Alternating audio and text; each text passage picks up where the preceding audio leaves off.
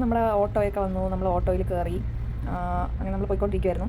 അപ്പോൾ അതേ വഴിയിലൊരു സാധനം കണ്ടോ. നമ്മുടെ ഇതൊരു ബസ് സ്റ്റോപ്പ് പോലത്തെ ഒരു സ്ഥലമാണ്. ഏത് സൈഡിൽ കൂടെ ബസ് വന്നാലും അവർക്ക് കയറാൻ പറ്റുന്ന രസമുണ്ടായിരുന്നു, അത് പണി ചെയ്തിരിക്കുന്നത് കാണാൻ. പക്ഷേ രാവിലെ അബദ്ധം പറ്റി ഗൈസ്. രാവിലെ ഞങ്ങൾ കൊമേഴ്ഷ്യൽ സ്ട്രീറ്റിൽ പോയി ചാടി. പക്ഷേ അവിടെ ഷോപ്പ് തുറക്കാൻ മണിയാവും, ഉച്ചയാവും.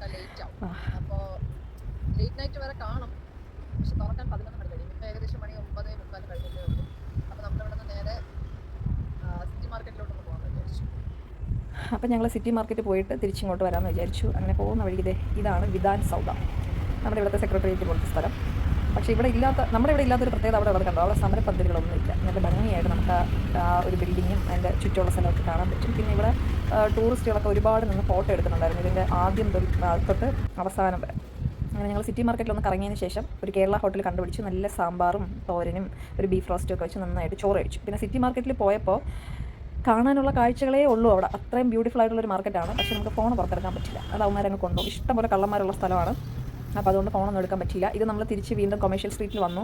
പക്ഷേ എനിക്കിവിടെ ഭയങ്കര ഞാൻ സത്യം പറഞ്ഞാൽ ഇവിടെ നിന്ന് നമ്മളൊന്നും വാങ്ങില്ല കേട്ടോ. കാര്യം ഇവിടെ ബാർഗെയിൻ ചെയ്ത് വാങ്ങാമെന്നൊക്കെ ഞാൻ കുറേ വ്ളോഗും കാര്യങ്ങളൊക്കെ കണ്ടു.